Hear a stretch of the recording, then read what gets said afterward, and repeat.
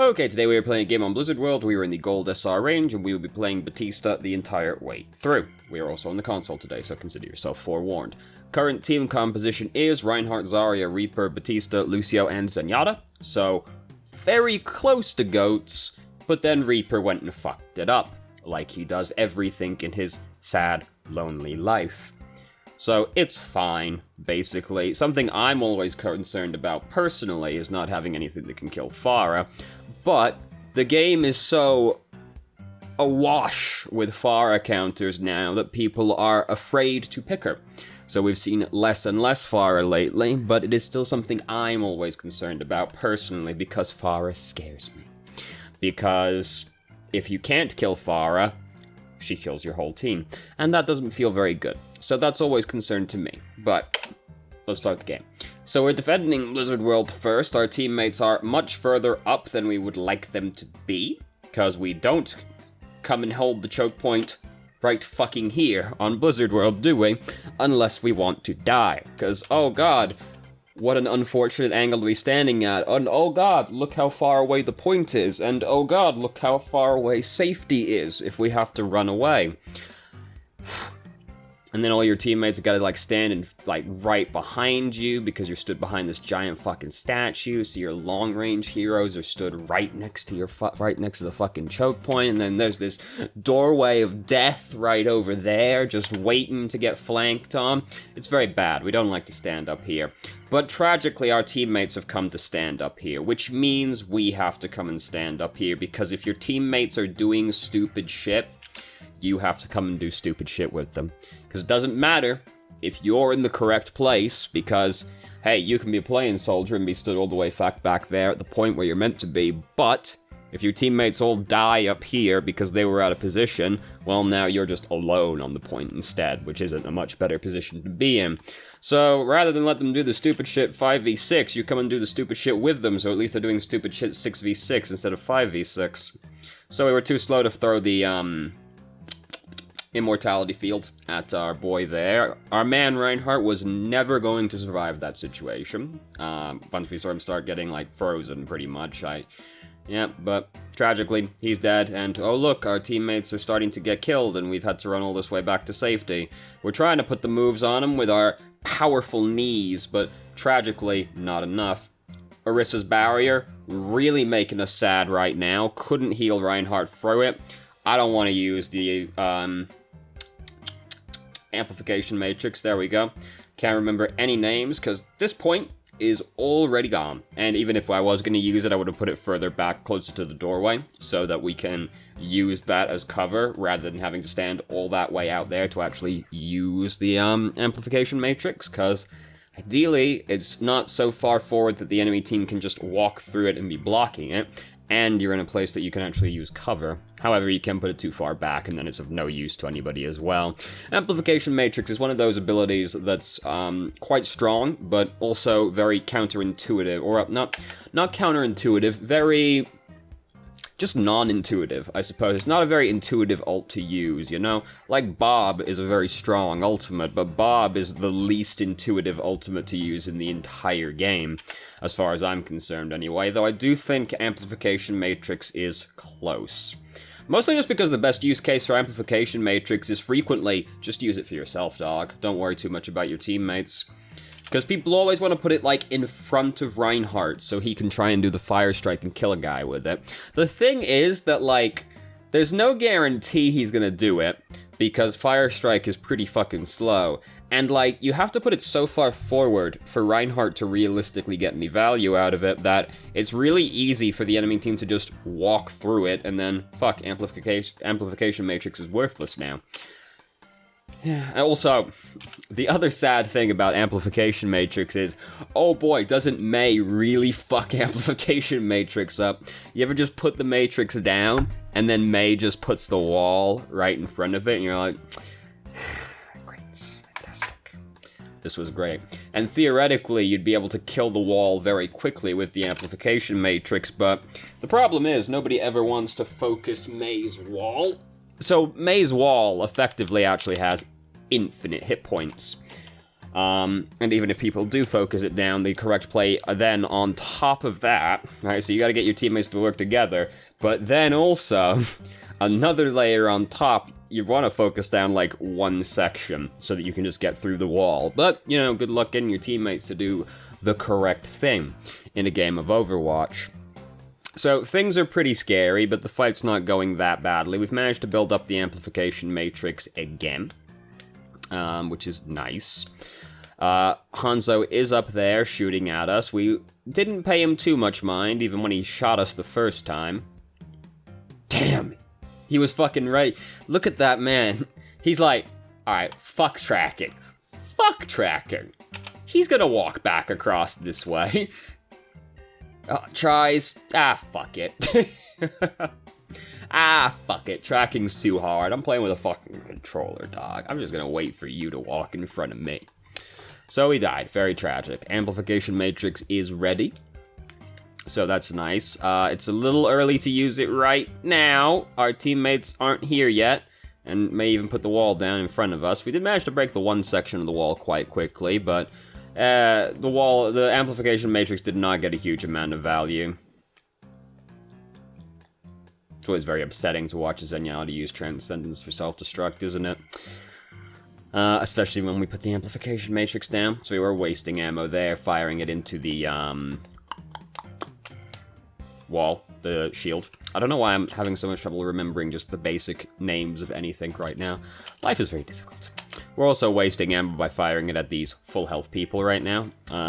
Batista's healing is actually like ammo gated, so like, and they're about to buff it, so it's about to be less of an issue than it is currently, but you don't want to end up wasting your ammo because, well, you need it to heal people, and if you have to suddenly reload. There is some micro optimization to make with Baptiste in terms of healing people and doing damage, because there is a slight recovery before you can fire another healing grenade. So in an ideal world, you would be able to right click or use a healing grenade, shoot someone, use a healing grenade, shoot someone, so that you're doing something during the recovery period of the grenade. But that will be much harder to do on a console, and is also just kind of hard to do in general, but I will point it out just, you know, for the sake of completeness, pretty much. So Zenyatta was getting dove, but we as Baptiste can definitely keep a Zenyatta alive through a Winston diving on him. I mean, we can keep anybody alive through a lot of things, can't we?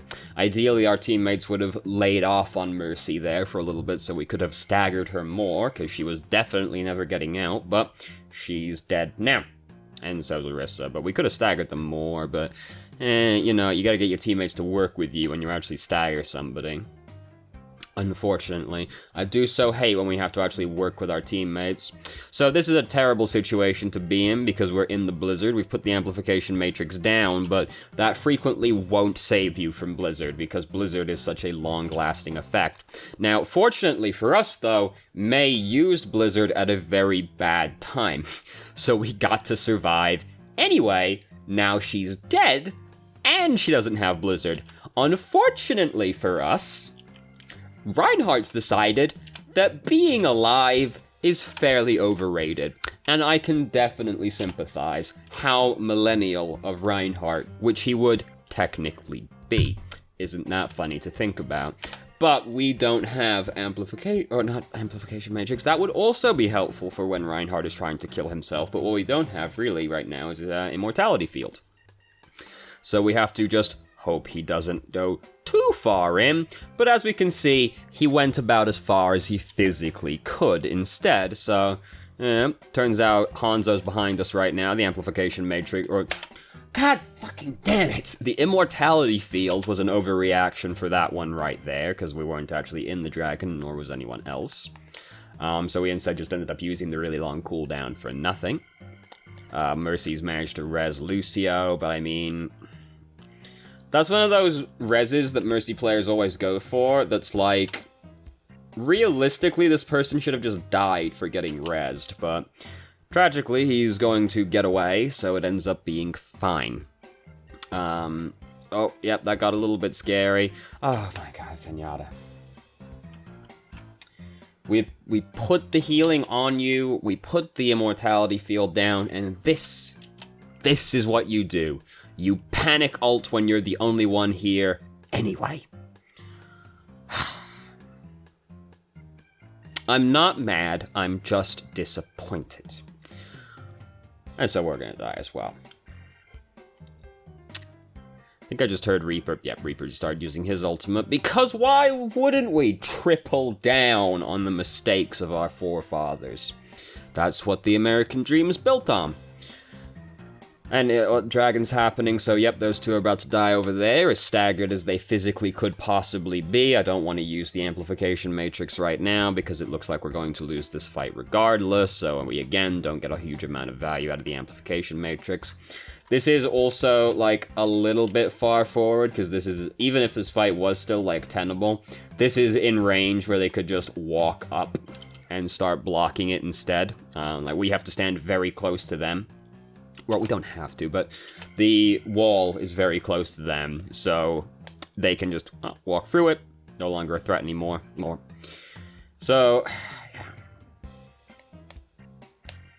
But the fight was just, like, not tenable anyway. We are super in right now. It's taken them a while to figure out what's happening. This is all very bad, what we're doing right now. This whole thing that we're doing is very bad. And if we don't die, I'm going to be very mad. I'm going to be very upset. Thank goodness we did die. I'm less upset now. I am still upset because we're dead. I think that's a perfectly viable thing to be upset about, but I'm less upset than if we lived. Funny to think about that one, isn't it? We do almost have the amplification matrix built up again. We've been building the amplification matrix pretty quickly. Baptiste does generate, like, mad ult charge. Like, he is one of the fastest charging ults. But this is often the case from people that do pretty big healing and are allowed to do damage at the same time. See Moira. But Baptiste gets to have a better ultimate than Moira. Which makes me very sad. I still hate playing Baptiste. Like, Batista's very good, and I knew he would be. Batista's very good, especially within the team compositions he synergizes very well with, i.e. Bastion. Batista's very good, but I still fucking hate playing Baptiste, dude. I fucking hate playing this guy. It's so, I don't know, unfulfilling. Like, it's not like it's boring, and it's not like I find it overwhelming. It's just like, I'm just not enjoying it. It's just a very unfulfilling game to me. Like, I don't know what it is about Baptiste. He just doesn't excite me. So, anyway, Immortality Field, we chucked it way too far in. That's not getting us any value. This is still, like, pretty fucking close to them. Like, the payload is about to actually push through this fucking wall right now. So, that's pretty close to them still. Reinhardt dropped in and stopped them from pushing it suddenly. Reaper also dropped in and stopped them pushing it. But, like, if the fight didn't turn around right then, like, the payload's gonna push past the wall, and then, like, they're in front of the wall again. So, we keep putting it pretty far forward, which, you know, we haven't explicitly been punished for that. We've just also, a lot of the time, used it during the fights that are not tenable to win anymore, so we've been punished for that. We haven't really been punished for putting it too far ahead of anybody yet. So, you know, but whatever. So, a reason I've gone back now is I heard Mei ult now, and we're still moving forward. Even though the Mei ult is gonna come around this corner in all likelihood in any second from now. But Winston, fucking god of a man, fucking Goliath, he thinks to himself, Mei is using the Blizzard. I will combo ultimates now. Perfect synergy, Winston. You've knocked it out of the park as usual. And he also just probably fed our new Bastion an entire ultimate. So that's very exciting. Great job, Winston. Oh, it's just like when I'm playing Reinhardt and the Roadhog next to me goes, "Oh, you've used Earth Shatter. Let us combo ultimates, friend." Oh god, please no, don't do that, anything but that, Roadhog. But then they always do. And I watch as my play of the game gets pushed away from me. Yes, I do complain about that one, like, at least 3 times a week, probably. I'm still mad about it. Leave me alone. So, yes, Bastion did, in fact, get basically an entire ultimate off that Winston, because he did just use his ultimate. And, yeah, it could be going a lot better for them. But Lucio's doing his best to put the moves on us, but tragically, he did not have enough moves. So, as you can see, this section's quite short. I was gonna say, do we win or lose? No, it's still possible. Either way. I thought we were about to go over the time limit. No.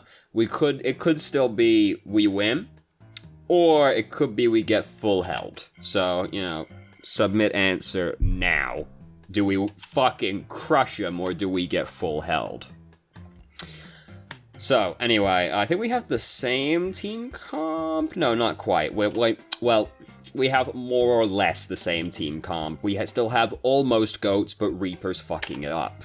So, more or less the same team comp, but now we have 3 tanks instead of 3 healers. It's a little scary to have 3 tanks because we're Lucio Baptiste, which isn't the highest healing output we could have, but at the same time is fine.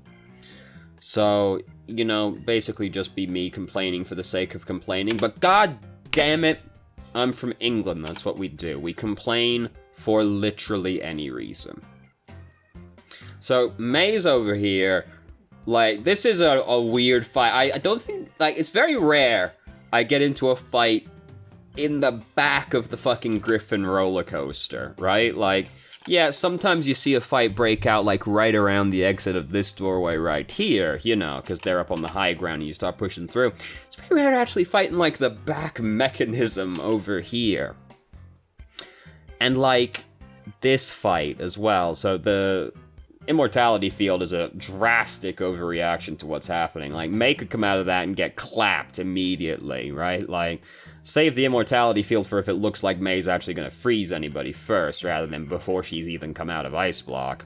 This was a tremendously greedy maneuver to go for this one right now. We are so close to dead, and we know Soldier 100% is like, come back around the corner, bitch. Like, there's no way he's doing anything else after getting us that low, so that was just tremendously greedy of us.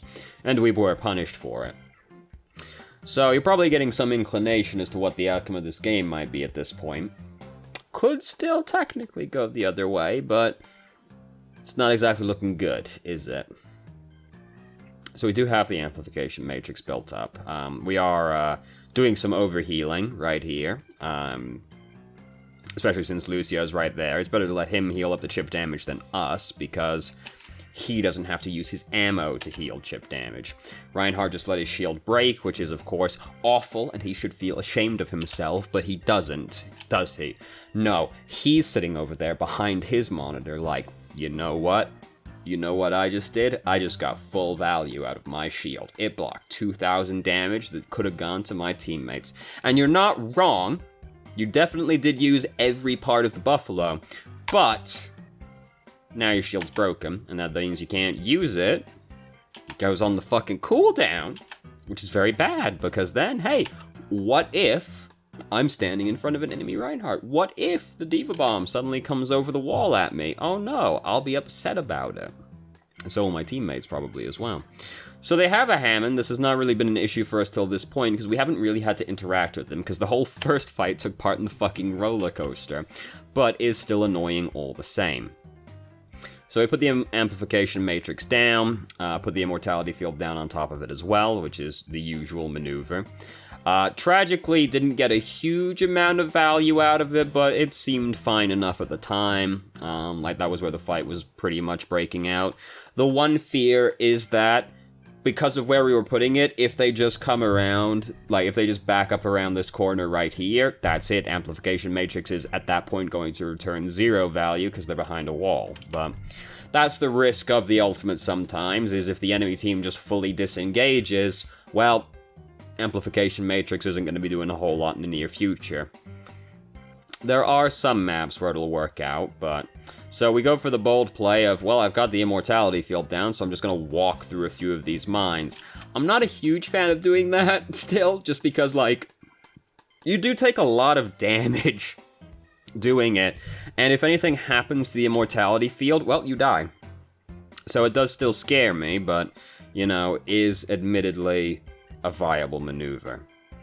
So we've been getting harassed by this Sombra for a while, and no one really wants to help us. Fortunately, Sombra is bad and has failed to kill us, but it was very upsetting the entire time.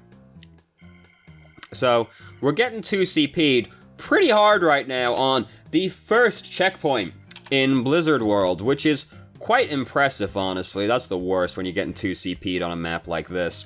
So, we have got the amplification matrix right now, so we can just, like, throw the immortality field, like, down at our feet, which we do right here, but we've walked forward a little bit, back up amplification matrix, and then just start healing our teammates a lot, and adding in the damage that we can as well. But instead we're electing to hold on to the amplification matrix for a long time, even though this is potentially the last fight of the... Well, this is gonna maybe be the last fight of the game, because I don't know why I'm, like, having trouble articulating this one. If we lose, we lose. Like, this is the last fight we get. We have to win this fight, because we're at 30 seconds right now. So we should have just, like, been back enough to put the matrix down. The fear would be that, like, Sombra builds up Emp and then breaks the matrix, but that's why I'm saying back up a little bit first, so she has to choose between the matrix and the team. Excuse me. We ended up not even using the amplification matrix, and again, that's potentially our last fight, and we know it's gonna be our last fight, right? Like, fucking smoke him if you've got him. If you've got an ultimate, and this is maybe the last fight, just fucking throw that bad boy down there. Do something with it rather than nothing with it. So we end up getting full held. Extremely sad. Womp womp. Git Gud Mijo? Okay, fuck Mijo, I guess. Here he goes. That had no right to kill as many people as it did. I'm kind of mad, actually. That didn't look like it was gonna be a very good Death Blossom, but fuck, I guess he got him. I guess he got him. Great job, us. We got the only card on our team. Fantastic. So, let me come over here now to the email, which has a question. Mainly when to prioritize damage over healing. I find myself shooting healing grenades at teammates when they've lost like 10 HP instead of shooting at the enemy. I also focus too much on allied health bars, and my aim suffers for it. Any suggestion for this? So, I don't really have any suggestion for that one, because it's mostly just a matter of looking at the health bars more in the periphery of your vision, rather than actually, like, focusing on them. Because, I mean, I've played a lot of supports at this point as well. I've successfully transitioned away from playing Reinhardt, one of the most boring experiences on the planet, into playing more supports, and all I can tell you is that I try to just, like, look at them out of the corner of my eye while I'm focusing on whatever I'm doing at the time, be it, like, shooting at the person that needs healing, or shooting at the enemy team, and I'm just, like, keeping track of the health bars in the corner of my eyes rather than focusing explicitly on them. But that's for me personally, so that's all I can tell you that I do, because that's going to be more of, like, that's one of those issues that's kind of like, how do I improve my aim, right? Like, it's going to be one of those things that's like a long, potentially an extremely long process of just, like, slowly getting it into your mind to focus on other things, rather than squarely on the health bars. All I can recommend doing is trying to watch them from your periphery rather than focusing squarely on them, but easier said than done. As for when to do healing over damage, pretty much, or when to do damage over healing, rather, the way I phrase that definitely gives away that I play Moira. So, you've already identified one problem, which is that you're healing up chip damage with the grenades rather than anything else. Like, so you can leave the chip damage to be healed up by the other healer, because either it's an off healer like Lucio or Zenyatta who can heal up minor amounts of health fairly easily and don't require quite as much of an investment as you.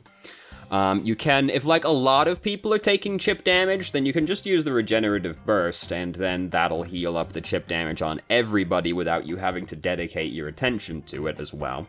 Though then you have to be careful with that one, because you also don't want to not have regenerative burst during a team fight at the same time, so you have to be careful with that one. But try, like, chip damage, try not to leave it, like, even if it's another main healer, right? Like, maybe not Anna. Like, it's easier for you to heal it than Anna, because Anna has to heal everybody one at a time or use her grenade, which is a huge time investment for Anna. So if you're partied with Anna, then it is more your concern to heal up the chip damage. But if it's anybody else, really, leave the chip damage to them. Because even, like, Moira, you know, she's got to just give them a spray, and then bam, they've got the regen on them. They're good. So pretty much, well, Zen is also going to be a bit time-consuming for him, and, like, let's be honest, can we trust the Zenyatta player? No, not really. So you gotta be careful on that one, but outside of Anna, pretty much all the other healers are better for healing the chip damage than you, just because you can focus your attention on other things, because Baptiste adds pretty decent damage to the team. And then you're also generating more ult charge for Amplification Matrix, which is a powerful ultimate. So don't worry too much about the chip damage unless the other healer's Anna, because it's more of a resource investment for her than it is for you. Not so for anybody else. They less so than you. You know, again, you can try and do the weaving the shots in between the firing the grenades to try and, like, minimize downtime on the recovery, but, you know, that's hard to do just in general. It's going to be even harder to do on a controller, so there's that. So if you're playing a support that's encouraged to add damage to the team, a lot of it's going to come down to, like, identifying exactly how much threat somebody's in at the time, right? Because it's entirely possible that there's, like, a tank next to you that's got, like, half health or less, but is actually in 0 risk right now. Or very close to 0 risk. It's very hard to be at exactly 0 risk, but very close to 0 risk. And so in that situation, rather than you dedicating your time to healing that tank who is not in danger, or that DPS that's not in danger, it might be more in your best interests to be shooting at the enemy team to help finish somebody off. Now, you know, you can definitely take this too far the other way, or you end up ignoring people who need healing that are in bad situations. So you've got to weigh it up in the moment, and inevitably you'll fuck it up sometimes. Hey, you know, we're all going to fuck something up in life, right? The best you can do is learn from the mistake. So it's mostly going to be about assessing, like, all right, so is this person, like, in danger right now? Do they need healing right now? Or could I be investing some time in helping kill that person over there that's out of position? Because you don't want to be doing this for just, like, the sake of doing it at the same time. Like, if there's a person next to you, not in danger, need, like, half health or something, but still not in danger, if there's nothing really productive for you to be doing, it's still in your best interest to be healing the person, because if the choice is heal this guy, or shoot at Reinhardt's shield, that's not worth your time. You're better off healing the guy that's at half health instead, because you aren't adding much to breaking a barrier, you're adding more by healing this guy. But if this guy needs healing, but I can see Mercy is out of position over there, just like out in open space, I'm going to ignore my teammate for a second, even though he does need healing, because I might be able to get this pick over here. Similarly to how, like, it's possible for a Mercy to use Valkyrie, and the correct play is bear down on that support or DPS that's by themselves, because it's very hard to actually fend off a Valkyrie Mercy by yourself. So it's a similar kind of situation to that, where it's like, well, yeah, I could be healing you, but I could kill somebody instead. And just removing somebody from the enemy team continues to be, like, one of the most important things you can do in the entire game. Just, like, getting somebody off the map. Because then the fight, the numbers advantage has hopefully changed to you. And that's massive. That's, like, one of the biggest impacts you can have in the entire game. So, that's what I'd say. Like, if you spot an opportunity where you think you have a reasonable chance to kill somebody, and nobody around you is in, like, immediate risk of death, try and kill that guy. And then, you know, as you get more comfortable with this and, like, assessing the risk that somebody's in, you can kind of expand this out a little bit, being like, alright, this guy's kind of hurt, but he's not going to be in any danger for a little while. Let me see what I can get away with. Alright, now I'll heal the guy, you know. But just, like, starting level, baseline, if you see somebody's out of position and nobody's about to die, you think you got a good chance of killing that guy? Try and kill that guy, because killing a guy is still a real strong impact. But if the guy on your teammate, if your teammate is in risk of dying, healing them does still take precedent. Like, you are still a healer, so if somebody's in risk of death, that comes above all else. But if it doesn't look like a guy's gonna die, yeah, whatever. Try and kill that guy if you think you've got a chance of killing them. That's what I'll say to you, like, base level. And then as you get more comfortable, you'll get more, as you get more just comfortable playing healers in general, you'll get, or, well, you might play healers already. As you get more comfortable playing that particular healer, is a better way to phrase it, then you'll get more comfortable with knowing when you can be contributing damage versus actively healing people. Baptiste's got it kind of easy because he's got regenerative burst, which he can just put on, like, everybody around him. His healing is AoE, so, like, even if a bunch of people have taken chip damage, you can just, like, look over, one grenade into your teammates, and then bam, they're all fully healed at that point. As long as they're all within a reasonable area of each other, you know. But if you're, like, with a bunker comp, usually where Baptiste is seen, blink, one grenade, all the chip damage is healed up, back to shooting.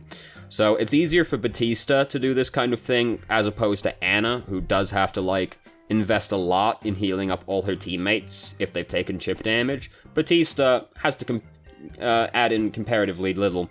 Regenerative burst is a less vital cooldown than grenade is, and his healing is AoE, so easier for him than some other people.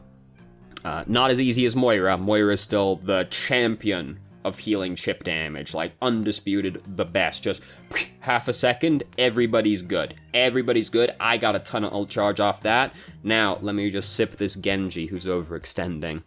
Oh, what? Somebody's dead? Oh, fuck, I didn't notice. Sip. That's how it goes. So, there you go. Hopefully that answers your question. So, thank you very much for watching if you did. If you have any questions, feel free to ask. I'm more than happy to answer. If you felt I answered your question from the email inadequately, please let me know, and I will try to expand further. If you haven't already, you can join our Discord and ask questions more directly and have a conversation about them, or just shitpost with us. I've started streaming on Twitch Tuesday, Thursday, Saturday, 7 p.m. EST to 11 EST. There's a link to the channel in the description. And if you managed to make it all the way through the video and somehow still enjoyed it, please like the video and subscribe for more content of middling quality in the future, and I hope you found the video helpful.